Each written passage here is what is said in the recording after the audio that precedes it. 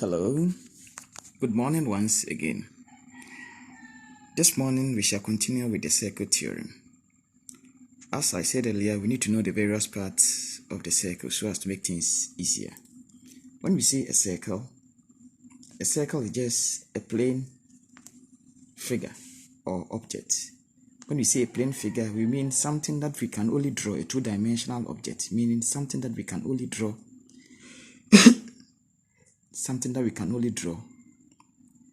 And when we say a plane simply means a flat surface. A plane simply means a flat surface. So example of plane figures we have, which is circle, we have triangle, we have rectangle, we have polygons. When plane figures are put together, that is where it gives us what? A 3D object or solid objects. All plane objects do not have heights, as this also applies to a circle. Let's see the various parts of the circle. A circle has a circumference. When you say the circumference of the circle, we mean the circular parts.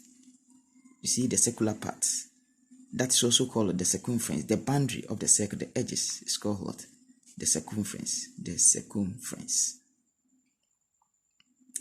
A line that touches two ends or joins 2 points on the circumference is called a chord. And this shall be used mostly in circuit theorem. In circuit theorem, all angles will be formed by chords. All angles will be formed by chords. All angles will be formed by chords.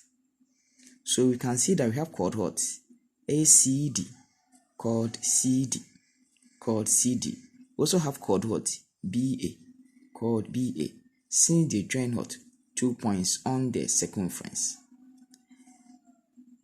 Arc. When we say arc simply means a part of the circumference. So from here to here, this curved part is called an arc. From here to here, this curved part is called an arc. So this circle is made up of the arc what? A to D, D to F, F to E, E to C, C to B, and B to A. They are the various arcs on this circle.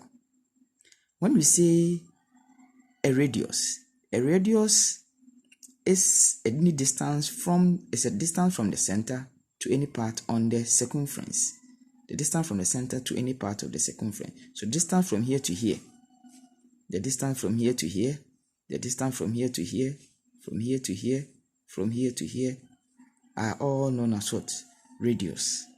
And they are always the same. They are always the same. That's why you check from here. We have O to C, O to C. You also have what? O to D, O to D, O to D. Let me do the correction. O to D. All being radius, and they are all what? Equal. We come to what is known as tangent.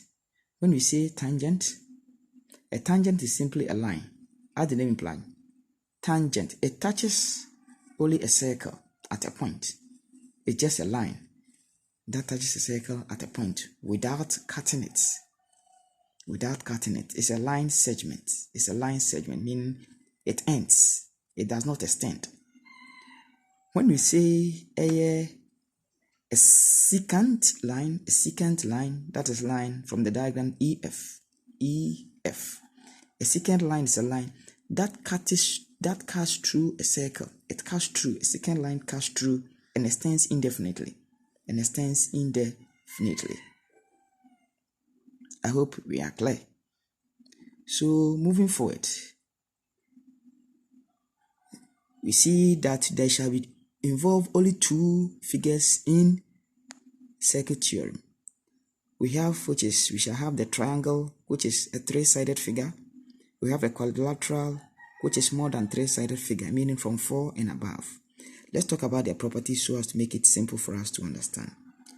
Properties of triangle. All the sum in the triangle, all the sum of the angles in the triangle sum up to 180 degrees. All the sum of angles in the triangle, meaning interior angles of a triangle sum up to 180 degrees.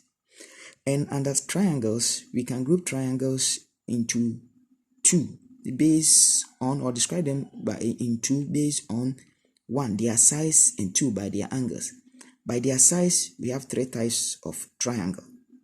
By their size, we have three types of triangle. One, a triangle that has none of the size equal. None of the size equal is known as what? Which is describing triangle based on size. One, we have the scaling, none of the size is equal, meaning not to scale. It is not drawn to scale. Isosceles, meaning only one of the sides is isolated, meaning the two sides are equal. And equal parts are indicated by lines. So two sides, this part and this part, is equal to that.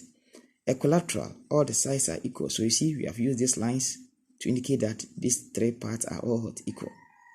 All these three parts are equal. We come to a quadrilateral. Let's complete with a triangle. This one is description based on size. Let's go to description based on angles. There too we have three. So when we put all of them together, it means that we can say we have 6 types of triangles. By angles, when you say acute angle is an angle that's less than 90, and that gives us acute triangle. When you say right angle is an angle that's equal to 90, and that gives us what? Right angle triangle, meaning one of the sides of the angle should be what? 90 degrees. When you say obtuse angle is an angle that is more than 90, and that will give us what? Obtuse triangle, meaning one of the angles should be more than what? 90 degrees. For the other shape, which is for the quadrilateral, it must have more than 3 sides, meaning 4 sides and above. And this is how we do the properties. All the angles inside it must sum up to 360 degrees. An example of such, we have a square, we have a rectangle, we have a polygon, we have trapezoids. And this one ends the part 1 of the circuit theorem. The part 1 of the circuit theorem. You let me add this one before we end the part 1. Just go through them as I show you. I shall then bring the diagrams to show the actual parts as we work through. Angles are formed by chords. In circuit theorem, angles are formed by chords. Angles are formed either in the circle or out of the circle. Angles are formed in the circle by chords either at the center or at the circumference. Equal chords form equal angles at the same segment. When you say a segment, it simply means part of a circle that is bounded by an arc. That's bounded by an arc. Here is a segment. This part is a segment. If you want a sector, we can draw it like this. This part becomes a sector. A sector is bounded by, let's finish with the segment. It's bounded by an arc. This is the arc, and a chord. That makes it a sector. That makes it a segment. Segment is part of a circle that's bounded by an arc and a chord. When we talk about a sector, see the spelling sector. It has an R in it. So let the R remind you of the radius factor in it. So a sector is part of a circle that is bounded by 2 radii and an arc. 2 radii or 2 radius. The radius. One radius is this, and that radius is that. So this part becomes what? A sector. Sector. R. Let the R remind you that is made up of what? 2 radius bounding it and what? An arc. And an arc. So we shall end it over here. We shall continue with part 2, whereby we shall do the calculations involved and solve past questions. Thank you for your time.